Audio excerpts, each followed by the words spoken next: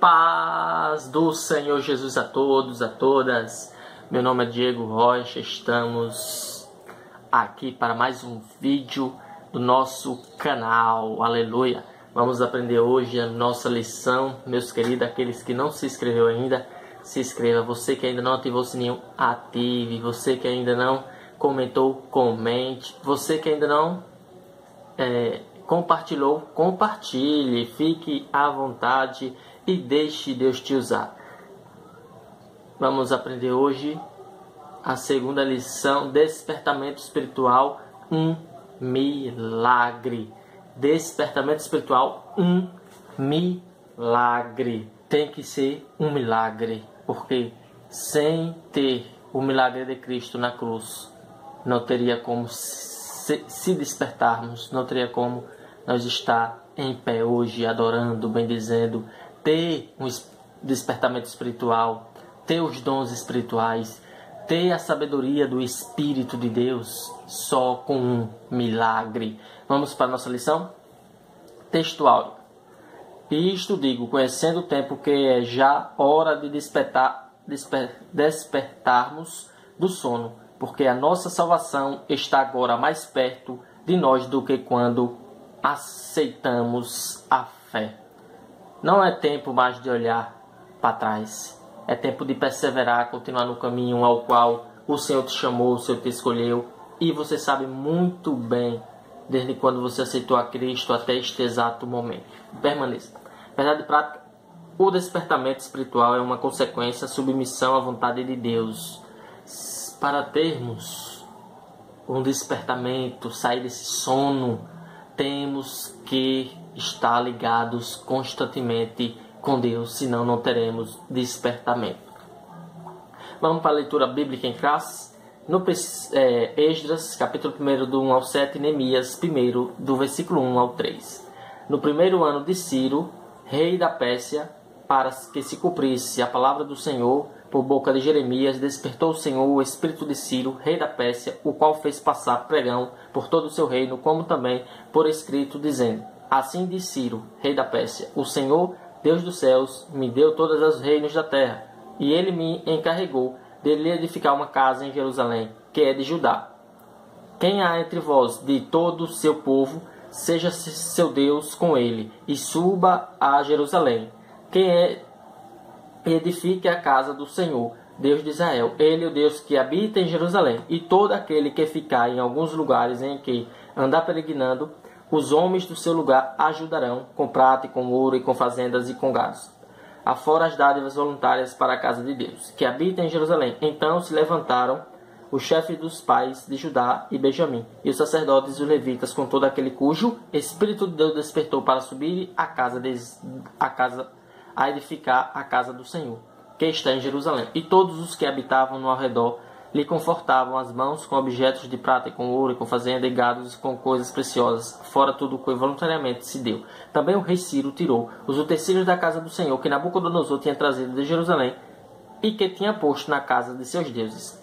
Neemias 1, versículo 1. As palavras de Neemias, filho de Acaías, e sucedeu no mês de Quilion, do ano 20, estando eu em Suzá, a fortaleza, que veio Anani, um dos meus irmãos, ele e alguns de Judá, e perguntaram-lhe pelo judeu que escaparam e que restaram dos cativos acerca de Jerusalém. E disseram-me: os restantes que não foram levados para o cativeiro lá na província estão em grande miséria e desprezo, e o muro de Jerusalém fendido e as suas portas queimadas a fogo.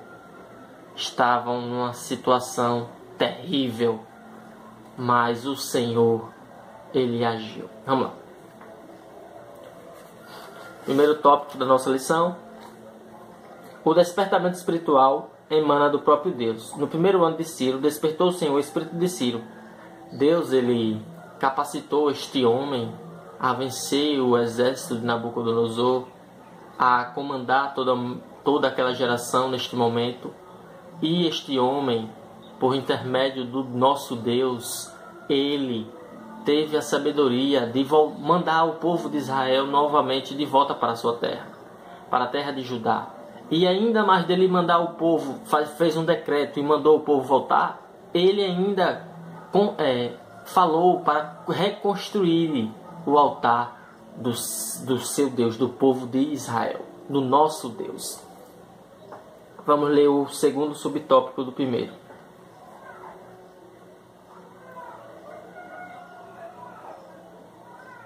Segundo subtópico, a finalidade do despertamento. A restauração nacional de Israel. Deus, quando quer realizar os seus propósitos, pode incutir a sua vontade no espírito do homem. Ele colocou isso dentro do ser de Ciro, dentro do coração de Ciro, para fazer essa boa dádiva ao povo de Israel, ao povo de Jerusalém. No espírito do homem. Foi assim que ele fez com Ciro. Embora fosse rei de uma nação idólatra, Ciro foi despertado por Deus, o qual incutiu sua vontade no espírito dele, dominando pela tradição e pela idolatria, a fim de que se cumprisse os desígnios divinos relativos ao povo de Israel, conforme havia falado pela boca do profeta Isaías, cerca de 1800 anos antes. Quando o próprio Deus chegou ao conhecimento de Ciro, era um fato e aceito, aprovado por ele, e logo foi consumado. Assim logo iniciou seu reinado. Ciro proclamou um edito autorizando os judeus a voltar a Jerusalém e reconstruir o templo. Segundo o subtópico 2, Deus quer usar o homem como seu instrumento. A restauração espiritual de Israel. Todavia, só são usados aqueles que cooperam com Deus, aqueles que seguem as orientações divinas por livre-arbítrio. O homem é livre para obedecer ou não a orientação divina, por isso nem todos os que experimentam um despertamento adquirem o mesmo progresso espiritual, porque não abrem igualmente seu coração para Deus, a fim de obedecer à risca a orientação divina. Essa passagem é muito maravilhosa. Nós vemos aqui, né? Por isso, nem todos os que experimentam despertamento adquirem o mesmo progresso espiritual. Quando o Senhor nos chama, nós aceitamos a Cristo. Se aquela pessoa que aceitou a Jesus realmente se colocar na posição, se arrepender dos seus pecados, sair da idolatria, da feitiçaria, da bruxaria, do homossexualismo, da prostituição, do roubo, do adultério, da fornicação, de todos os tipos de pecado, se ele largar, deixar, clamar ao Senhor Jesus Cristo, implorar por seu perdão, ele ouve, ele atende e ele derrama a graça na vida deste homem e ele muda o falar, muda o proceder, muda o pronunciar, muda tudo e o Espírito Santo entra, faz limpeza, faz a morada e começa a derramar dons sobre ele, dom de mansidão, temperança, longanimidade, benignidade, amor, aleluia, derrama o Espírito Santo, batiza com o Espírito Santo o homem, fala em novas línguas, profetizar, dom da palavra, aleluia, dom de discernimento e de espírito. E isso Deus derrama na vida daqueles que são sinceros, se entregam, oram constantemente, jejuam, meditam, se consagram perante o nosso Deus. Se não for assim, não vai. Se for ir para a igreja para ficar encapado, para se ficar ali cobrindo o pecado, não adianta. O reino do Senhor foi, o Cristo ensinou os seus apóstolos a pregar em cima dos pecados do povo.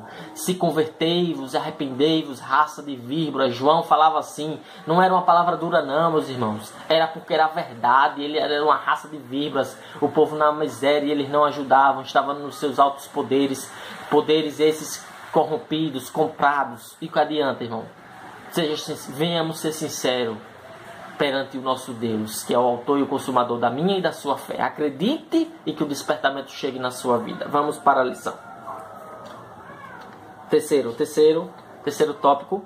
Deus cumpre as suas promessas. Ele cumpre. Acredite. A finalidade de Deus em suas promessas. Pelo despertamento que Ciro recebeu, Deus cumpriu literalmente a sua palavra em relação ao retorno de Judá à sua terra. Jeremias 27, 22. Bem como a derrota da Babilônia diante do exército medo-persa, sob o comando de Ciro da Pérsia, Deus, segundo o subtópico do 3, Deus renova a sua promessa de bênçãos. Em cada despertamento, Deus vivifica e renova as promessas de bênção ao seu povo. O Espírito Santo revela as riquezas escondidas em Cristo. Isto é a riqueza de glória que Cristo ganhou na cruz do Calvário para dar àqueles que o servem. Ele vai lhe dar a vitória. A vitória maior do crente, do cristão, de nós salvos, nós eleitos, nós separados, é o reino dos céus. É isso nosso maior privilégio. Vamos para o terceiro.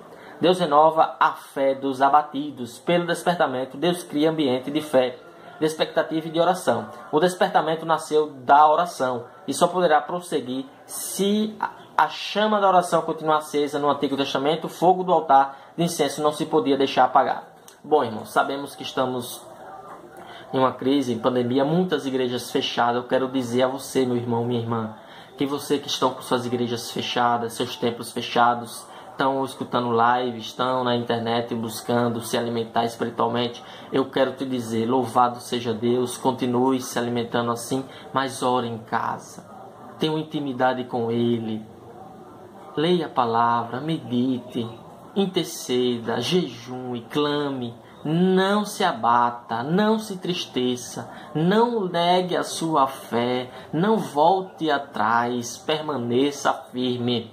Esse momento vai passar, vai voltar e você tem que estar de pé, mais espiritual, mais forte em Cristo Jesus. Amém? Que Deus abençoe cada um. Vamos lá. 4 para terminar. 4 subtópicos. O despertamento torna os homens obedientes à palavra. Para o ser humano, homem, ser obediente à palavra, quando eu falo homem, homem e mulher, tem que ser diante de Deus.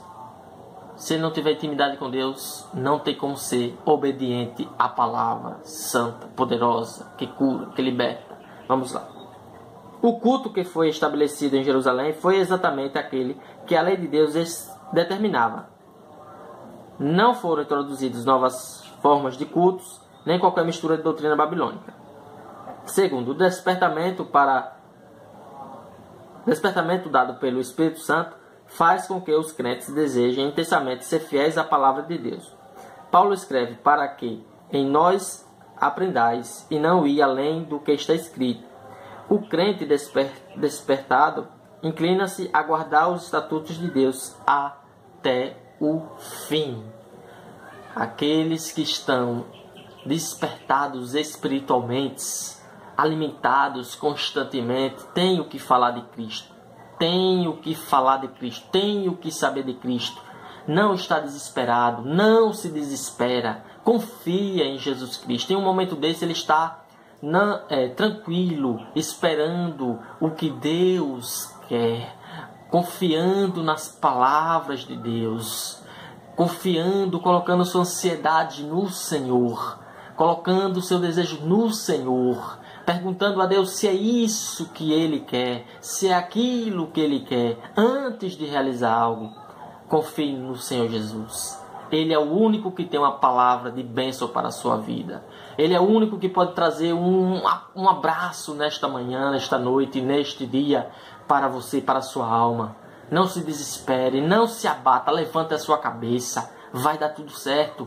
Cristo morreu na cruz por mim e por você e vai lhe entregar uma bênção. Acredite, confie e que Deus abençoe. Se inscreva no canal, deixe uma curtidinha, ative o sininho e comente e que Deus abençoe a todos vocês. A paz do Senhor Jesus.